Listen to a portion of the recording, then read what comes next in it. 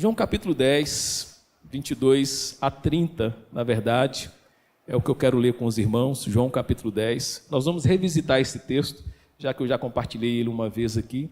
Mas o que a palavra de Deus nos diz nessa passagem, né? João capítulo 10, a partir do verso 22, começa assim: Celebrava-se em Jerusalém a festa da dedicação. Era inverno. Jesus passeava no templo, no pórtico de Salomão. Rodearam-no, pois, os judeus e o interpelaram, o inquiriram, perguntaram: até quando nos deixará a mente em suspenso? Se tu és o Cristo, diz-o francamente. Respondeu-lhe Jesus: já vos disse e não credes. As obras que eu faço em nome do meu Pai testificam a meu respeito, mas vós não credes. Por quê? E aí vem uma declaração forte, irmãos: porque não sois das minhas ovelhas. Porque não sois das minhas ovelhas. Irmãos, que palavra, né? Que aperto. E Jesus então diz isso. Verso 27: as minhas ovelhas ouvem a minha voz, e eu as conheço, e elas me seguem. Eu lhes dou a vida eterna, jamais perecerão, e ninguém as arrebatará da minha mão. Aquilo que meu Pai me deu é maior do que tudo, e da mão do Pai ninguém pode arrebatar. Eu e o Pai somos um. Que o Espírito Santo de Deus aplique essa palavra em nossos corações. Amém? Amém. Meus irmãos, sem querer apertar os irmãos, se puder só dar uma reduzida um pouquinho da lâmpada, só um pouquinho, aí eu agradeço. Meus irmãos, como é que a gente chama de perícope, né? Como é que essa passagem se inicia? Nós temos uma discussão acontecendo. O Evangelho de João como um todo, ele tem um propósito muito claro, que é falar, o tema é a divindade de Jesus. A divindade de Jesus. A maneira como Jesus revela Deus. A revelação de Deus em Jesus. Também é muito forte no Evangelho de João o tema do amor. O tema do amor é muito forte no Evangelho de João. Então, aqui a discussão não se distancia muito desse tema. Ainda é a divindade. Por isso eles começam com essa pergunta, né? Se ele era o Cristo. Essa é a discussão. Ele era o Cristo, ou seja, se ele era o Messias. Se ele era o Salvador esperado. Se ele era aquele de quem falava os profetas, de quem falava a lei.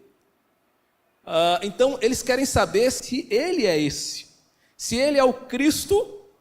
Ali até um tom meio apocalíptico, né? Porque quando eles fazem essa pergunta, eles têm em mente um contexto histórico, que é também uma questão política. Eles estão subjugados pelo Império Romano.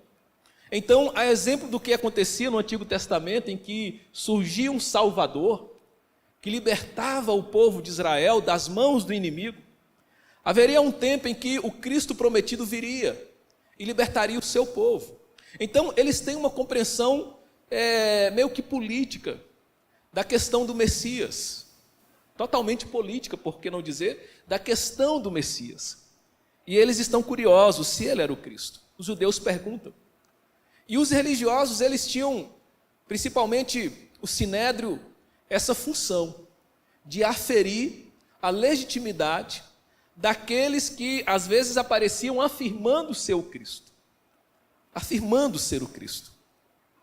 Mas a palavra de Deus mostra para nós que quando o Cristo viesse, os sinais iriam acompanhar, iriam testificar, como por exemplo a ocasião do batismo, quando a voz de Deus ali aparece, testificando que Jesus é o Filho de Deus, o Filho amado em que ele se compraz.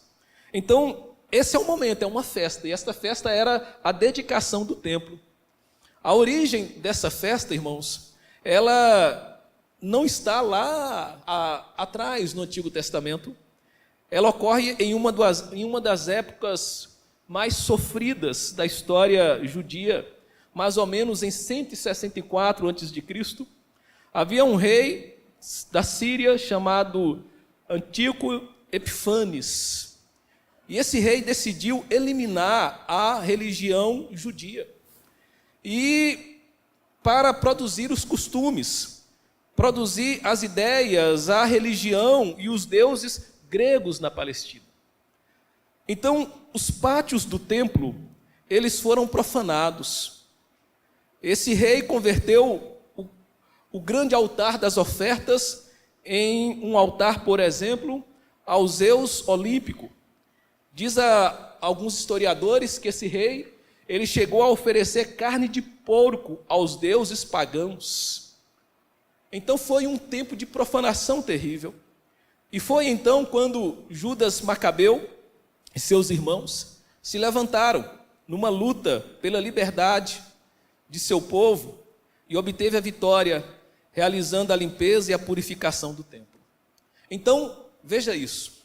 A festa da dedicação se institui para comemorar essa purificação do templo.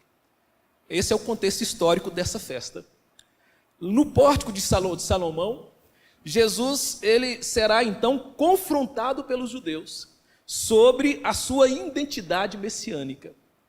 E a explicação que Jesus dá, irmãos, aos judeus, revela algo muito grave sobre aqueles religiosos.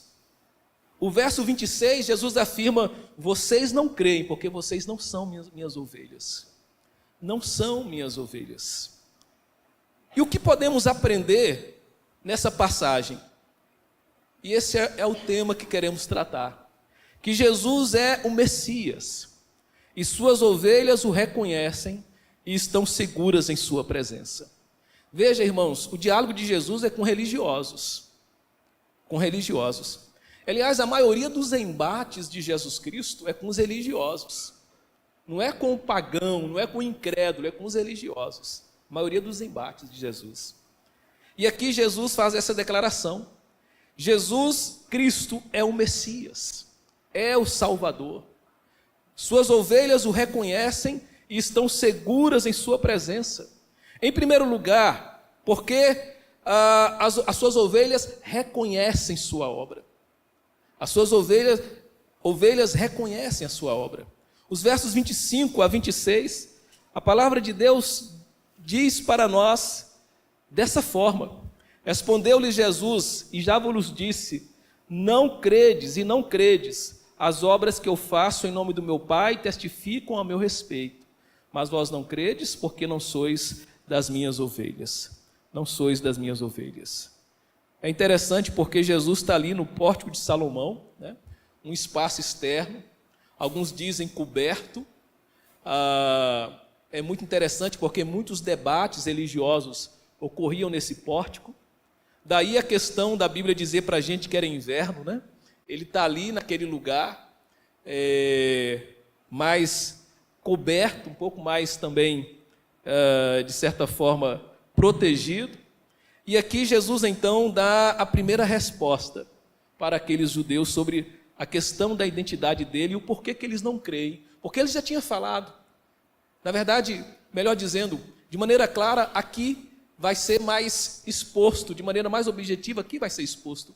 Mas Jesus já vinha operando milagres, seus feitos, sinais, que testificavam da sua messianidade. Então Jesus diz que eles não criam, mas as suas ovelhas, aqueles que de fato são as suas ovelhas, reconhecem suas obras. Irmãos, como disse, entre os judeus, o termo Cristo tinha implicações políticas, tinha implicações militares, conforme eu falei há pouco. O cenário em que esse povo estava era um cenário terrível. A gente precisa fazer um exercício de voltar no tempo e de se colocar no lugar daquele povo. Porque a gente lendo a palavra de Deus está prontinha para nós, fica fácil entender, não é? Fica fácil compreender, mas se coloca no lugar deles. Escravo, sem liberdade, entre aspas, né? Porque eles tinham uma certa liberdade, mas dentro dos critérios romanos, do jugo romano, mas pagando tributos àquele império, e um povo que já tinha experimentado grandes feitos históricos. Nós podemos lembrar de pelo menos alguns deles, como as muralhas de Jericó que caíram por terra, como aquela vitória de Ezequias contra o exército de Senaqueribe, lá no livro de Crônicas, um exército poderoso que cerca Jerusalém, e Deus com um anjo destrói aquele exército inteiro. Podemos lembrar de muitos feitos. Então, irmãos, a gente precisa fazer um exercício de se colocar no lugar daquele povo, a expectativa que eles tinham. Eles esperavam um Salvador, mas eles tinham a compreensão de reino político, de um reino político. Eles ainda não compreenderam de maneira mais profunda que o reino de Deus, ele era algo muito mais amplo, muito mais profundo. Ele vem restaurar, ele vem salvar. Obviamente haverá um momento em que essa ideia de restauração por completo, inclusive na esfera material, ela vai acontecer. Mas no primeiro momento, o propósito em que nós temos na palavra de Deus é uma história de redenção, de salvação, de perdão dos pecados. E Jesus deixa claro que suas obras, realizadas em nome do Pai, testificam dele. Obras, e por que Jesus está trazendo isso aqui? Por que ele está falando, olha, as minhas ovelhas reconhecem as minhas obras? Que obras são essas? Que obras são essas? A gente pode, irmãos, trazer à memória algumas, porque aqui mesmo, antes desse debate, algumas delas ocorreram. A cura do aleijado no tanque de Betesda, lá em João capítulo 5. Aqui mesmo, no contexto, um pouco antes, tinha ocorrido esse milagre. A multiplicação dos pães e peixes em João 6. A restauração da visão do cego em João 9. Aliás, uma restauração de visão que ocorreu, que gerou uma espécie de perseguição a Cristo. Uma espécie de processo a Cristo. Então, era de se esperar, portanto, que eles crescem, mas os seus olhos continuavam vendados, continuavam cegos. Mas para aqueles que tinham corações de ovelhas, a voz de Jesus era suficiente. A voz dele era ouvida. A resposta de Jesus aos judeus foi: vós não credes porque não sois minhas ovelhas. Não sois minhas ovelhas. Muitas pessoas desejam morar nos céus após a morte, sem crer no Salvador enquanto estão na terra, enquanto estão vivas. Muitas pessoas desejam estar na Nova Jerusalém, sem ter o Senhor como Senhor da sua vida, enquanto caminham sobre a terra. A incredulidade, irmãos, cega os olhos, coloca cera nos ouvidos das pessoas. A incredulidade faz com que o homem veja o que Jesus fez, ouça o que ele diz, mas o coração continua como pedra, mesmo diante das manifestações do poder de Deus. E aqui no contexto, esses incrédulos eram os mais religiosos. Eram os mais religiosos. Irmãos, Jesus Cristo é o Messias. E suas ovelhas o reconhecem e estão seguras em sua presença. Por quê? Porque, em segundo lugar, as ovelhas reconhecem o Salvador, porque seguem a sua voz. A palavra de Deus diz no verso 27 para nós: as minhas ovelhas ouvem a minha voz, e eu as conheço, e elas me seguem. Elas me seguem. Aqui há uma relação de profunda intimidade entre o pastor das nossas almas, entre Jesus e suas ovelhas. As ovelhas de Jesus são conhecidas por Ele, por Ele. Ele sabe que é rei sobre esses corações. As ovelhas de Jesus seguem a sua liderança, ouvem a sua voz, Ele as conduz, Ele as conduz. Me lembro daquele cântico que nós sempre compartilhamos no semear, lembra? Só de ouvir tua voz, né? De sentir teu amor, só de pronunciar o teu nome, os meus medos se vão. do meu sofrer, pois de paz tu inundas meu ser. Só de ouvir tua voz. Jesus, que doce nome, não é assim? Jesus, que doce nome. Irmãos, a palavra de Deus nos alerta em João 1, 11 a 13. Veio para o que era seu, e os seus não o receberam, mas a todos quantos o receberam, deu-lhes o poder de serem feitos filhos de Deus, aos que creem no seu nome, os quais não nasceram do sangue, nem da vontade da carne, nem da vontade do homem, mas de Deus.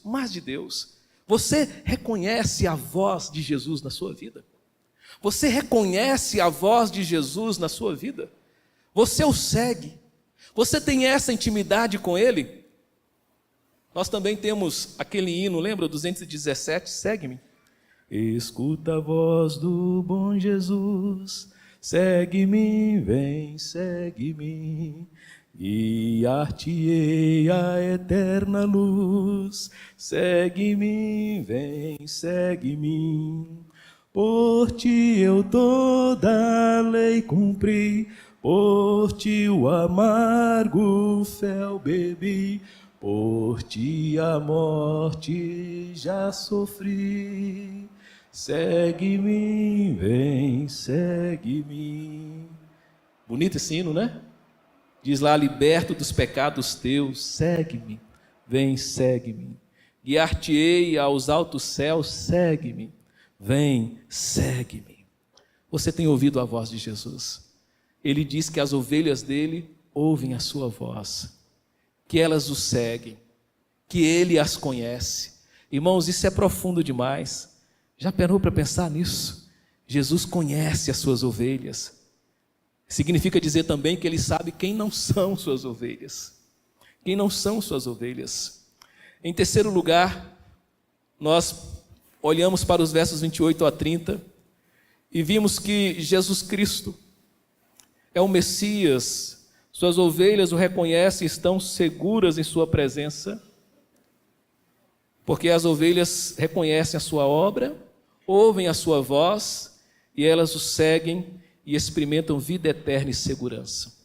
O texto diz para nós: eu lhes dou a vida eterna, para essas ovelhas, eu lhes dou a vida eterna, jamais perecerão e ninguém as arrebatará da minha mão.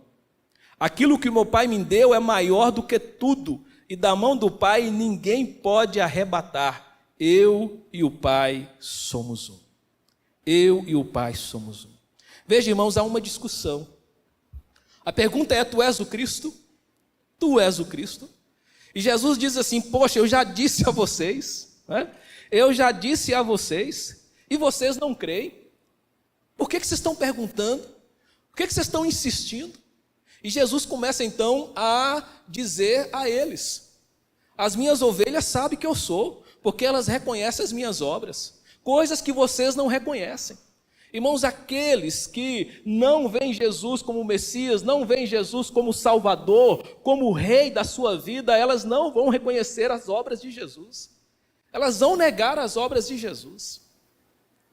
Aliás, as cartas pastorais tratam muito da questão dos falsos mestres, do anticristo, que eles fazem isso. Eles negam as obras de Jesus, negam que Jesus é Deus. Então Jesus está dizendo para aqueles religiosos: vocês estão cansados de ver, e vocês não creem. E sabe por que vocês não creem? Porque vocês não são ovelhas. Vocês não são ovelhas, mas eram religiosos, estavam nas sinagogas. Como vai ocorrer nas cartas pastorais, muitos estão no meio do povo de Deus, estão nos templos, mas vivem uma fé contraditória. Vivem uma fé contraditória. Irmãos, que coisa que nós temos aqui poderosa. A salvação é um presente garantido por Deus. E uma vez nas mãos do Senhor, nada, nem ninguém tem o poder de te arrebatar de lá. É o lugar mais seguro para guardar a sua vida, para guardar a sua alma. Não é isso que lá em Romanos 8, Paulo vai dizer para a igreja do Senhor: quem nos separará do amor de Cristo? Quem nos separará do amor de Cristo? Será a morte, será a angústia, será a tribulação, será o perigo, será a espada. Quem nos separará do amor de Cristo? Meu irmão, quando você está nas mãos do Senhor, que você experimenta vida eterna no Senhor, olha o que Ele está dizendo: está nas minhas mãos e ninguém arrebata, ninguém tira. É o lugar mais seguro para se estar, para se refugiar, é nas mãos do Senhor. Quem é Satanás para te tirar de lá? Quem é o inferno inteiro para te tirar de lá? Jesus está dizendo que uma vez nas mãos dele, ninguém arrebata essas ovelhas. Ninguém tira dele essas ovelhas, jamais perecerão. Lembra de João 3,16? Vamos dizer junto? Porque Deus amou o mundo de tal maneira que deu seu Filho unigênito, para que todo aquele que nele crê não pereça, mas tenha a vida eterna. Tenha a vida eterna. Que coisa poderosa. Então, ao dizer eu e o Pai somos um, Jesus e Deus partilham da mesma natureza divina, poder, autoridade, é coeterno com o Pai, e ao mesmo tempo ele é plenamente humano e plenamente Deus, o que é essencial para a sua obra da salvação, irmãos. Cristo é ao mesmo tempo completamente homem, completamente Deus. Isso é uma verdade, irmãos, que a gente chama no meio teológico de união hipostática. União hipostática é um termo que a gente usa no meio teológico, mas não vem um caso aqui agora para nós. Só mesmo o fundamento que importa aqui, e o fundamento, o significado é esse, né? O presbítero é um pastor que se chama Vinícius Muçulmano, e ele vai dizer que a melhor evidência dessas duas realidades são as passagens da Escritura, nas quais a glória divina e a humanidade humana de Jesus são apresentadas conjuntamente. Isaías 9,6, porque um menino nos nasceu, um filho se nos deu, o governo está sobre os seus ombros, e o seu nome será maravilhoso, conselheiro, Deus forte, Pai da eternidade, príncipe da paz. Irmãos, Isaías 9,6 é um texto inquestionável sobre a divindade de Cristo e sobre a humanidade de Cristo. Olha o que diz Isaías 9,6, de novo, porque um menino nos nasceu. Que menino é esse? Que menino é esse? Jesus. Um filho se nos deu, o governo está sobre os seus ombros, ele será rei sobre todos, e o seu nome será, porque ele é maravilhoso, ele é conselheiro, ele é Deus forte, ele é Pai da eternidade. Pai da eternidade. Quem está nascendo em Isaías 9,6? Quem está nascendo em Isaías 9,6? Jesus. E quem é Pai da eternidade? Jesus. Olha o que o texto está dizendo para nós. Ele é Pai da eternidade. Príncipe da paz. Príncipe da paz. Entende por que muitas vidas no mundo estão perdidas? Estão longe em um sofrimento humano no sentido de pecado, de alma, de ausência de paz, porque só Ele é, só Jesus é. Lucas 2,11 diz, que hoje vos nasceu. Aí Lucas 2, Isaías torna-se realidade. E hoje vos nasceu na cidade de Davi o Salvador, que é Cristo o Senhor. João 1,14, o verbo se fez carne, Ele se fez carne, e habitou entre nós, cheio de graça e de verdade, e vimos a sua glória como a do unigênito do Pai. Romanos 1, 3-4, com respeito a seu filho, o qual segundo a carne, veio da descendência de Davi, e foi designado Filho de Deus, com poder, segundo o Espírito de santidade, pela ressurreição dos mortos, a saber, Jesus Cristo nosso Senhor. Vai vendo, porque todos esses textos aqui que eu estou citando não são à toa. A gente tem uma razão de ser já e a gente vai falar. Gálatas 4:4-5. Vindo, porém, à plenitude do tempo, Deus enviou o seu Filho. Olha Isaías de novo. Deus enviou o seu Filho, nascido de mulher, nascido sob a lei, para resgatar os que estavam sob a lei, a fim de que recebêssemos a adoção de filhos. Irmãos, é por tudo isso, todos esses textos que eu acabei de citar, é por tudo isso que Jesus Cristo é um mediador entre Deus e o homem. Foi ele que fez a expiação pelo nosso pecado. Ele é o sumo sacerdote que se compadece dos nossos pecados. Colossenses 11, 19 a 20 diz: porque aprove a Deus que nele residisse toda a plenitude, e que, havendo feito a paz pelo sangue da sua cruz, por meio dele reconciliasse consigo mesmo todas as coisas, quer sobre a terra, quer nos céus. 1 Timóteo 2,5 é um bom texto para você gravar, para você guardar. 1 Timóteo 2,5 diz: porque há um só Deus, há um só Deus, há um só Deus, e um só mediador entre Deus e os homens. Quem? Cristo Jesus, homem. Porque ele é plenamente Deus e ele é plenamente homem. Ele pode tanto morrer e ressuscitar por nós, como pode salvar-nos do nosso pecado. Ele pode salvar-nos, salvar a nossa alma, salvar a nossa alma. Hebreus 11, 27 diz, Hebreus 2, 17, melhor dizendo, diz: por isso mesmo, convinha que, em todas as coisas, se tornasse semelhante aos irmãos, para ser misericordioso e fiel sumo sacerdote nas coisas referentes a Deus, para fazer propiciação pelos pecados do povo.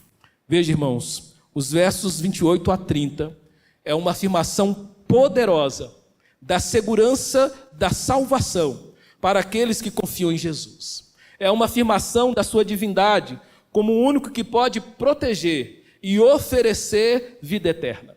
João 3,36 diz: aquele que crê no Filho tem a vida eterna, mas aquele que não crê no Filho não verá a vida, e a ira de Deus permanece sobre ele.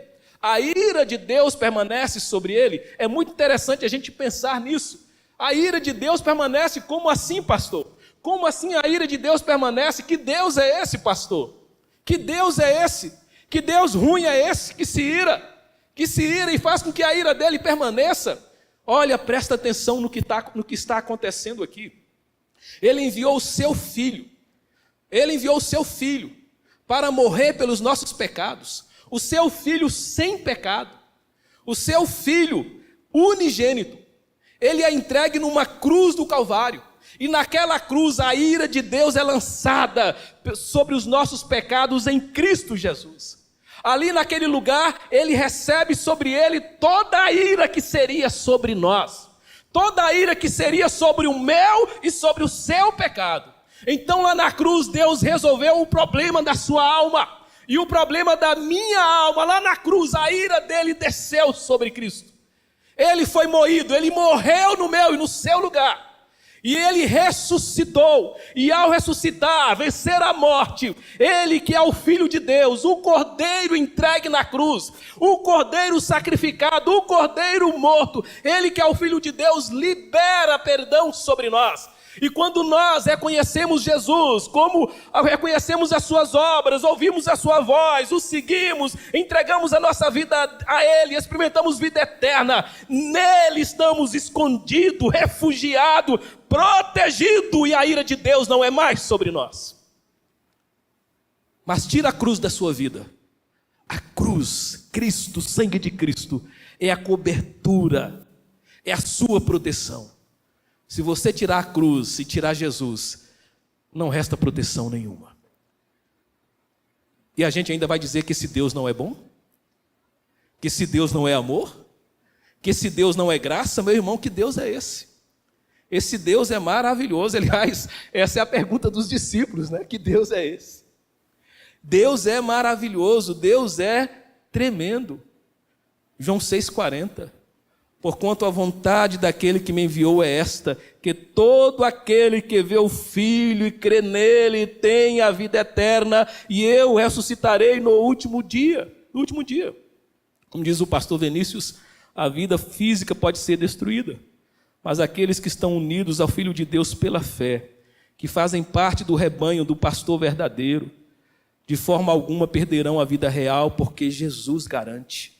Ele diz: ninguém as arrebatará da minha mão. Ninguém as arrebatará da minha mão. E aí tem um hino que fala sobre isso. Lembra qual hino que fala sobre isso? 324. Refúgio verdadeiro. que diz, né? Seguro estou, não tenho temor do mal, sim guardado pela fé em meu Jesus. Lembra desse hino?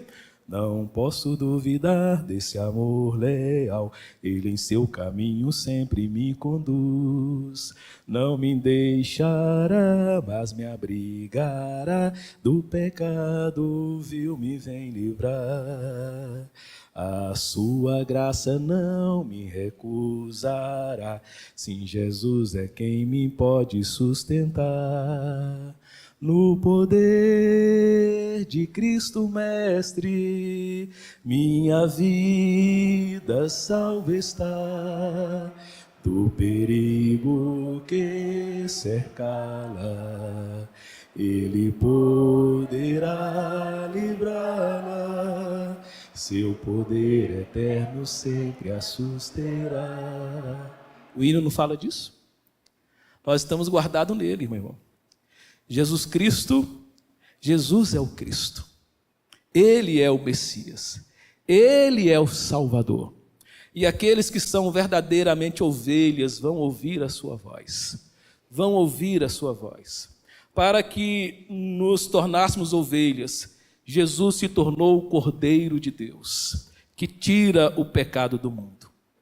É por causa do seu sacrifício, da sua ressurreição, é por causa da sua vida em nós, por meio do seu Espírito Santo, que nós reconhecemos, Ele é o Senhor.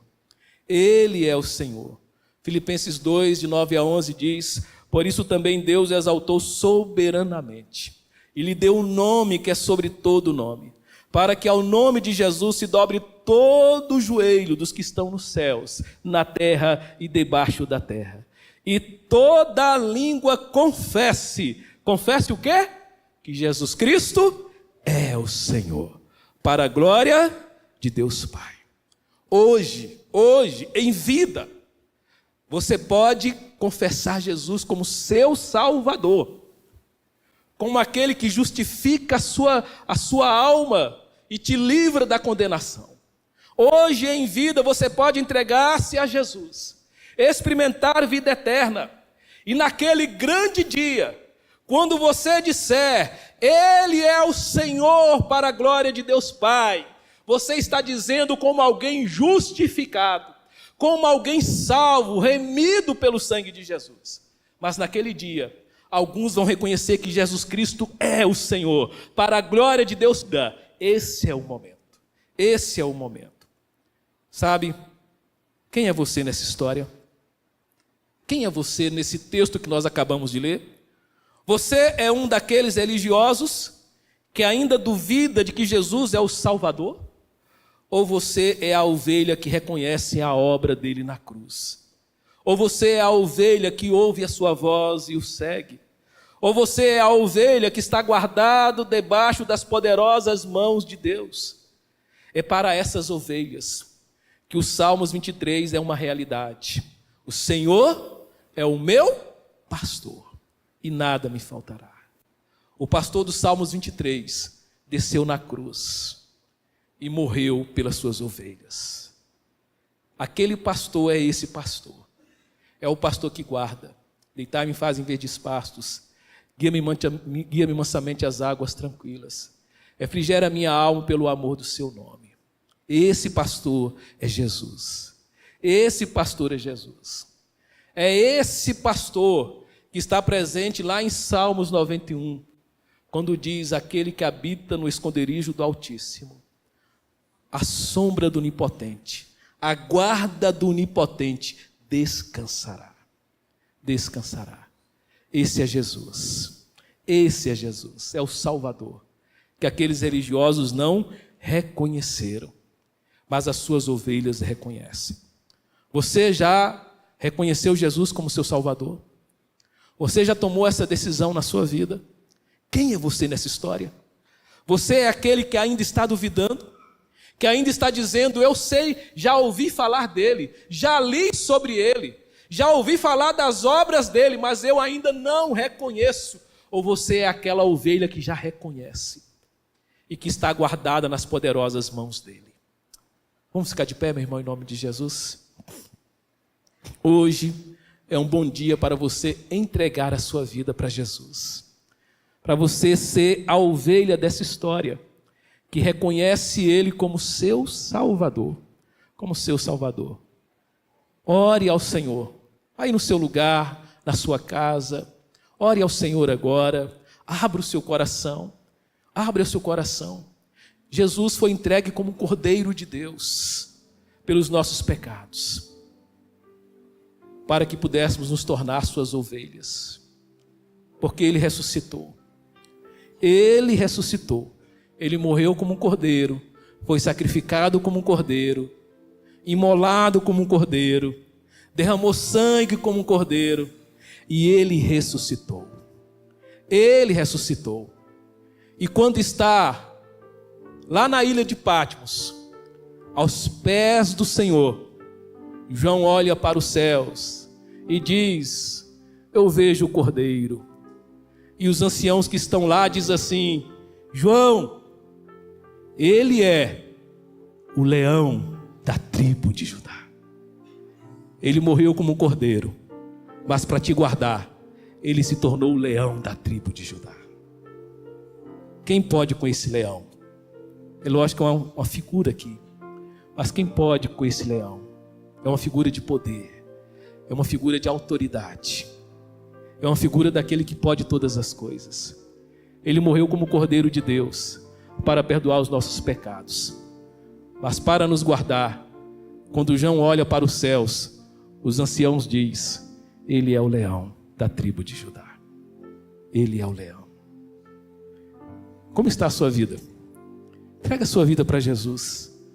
Torne-se uma ovelha. É para essas ovelhas que Jesus vai falar coisas que outros não ouvirão e não entenderão. Lembra de Jesus? As ovelhas, elas ouvem a minha voz. Eu as conheço. Que voz é essa? Que voz é essa? Há coisas que Jesus diz que só as ovelhas entendem. Você precisa entregar a sua vida para Jesus. Ore ao Senhor aí no seu lugar, abre o seu coração para Ele. Coloca a tua vida diante dEle, em nome de Jesus. Os nossos irmãos estão agora orando por você aí. Estão orando pela sua vida, aqui na igreja, nas redes sociais. E se você nesse momento entende a importância disso e quer fazer essa oração que eu vou fazer agora, faça. Ainda que em silêncio, repita ela aí no seu coração. Diga: Senhor Jesus, nessa noite, eu reconheço como Salvador da minha vida. Reconheço as suas obras, a sua voz, e entrego a minha vida em tuas mãos. Salva a minha alma.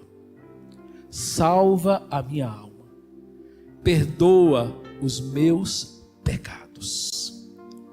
E guarda-me em tua presença.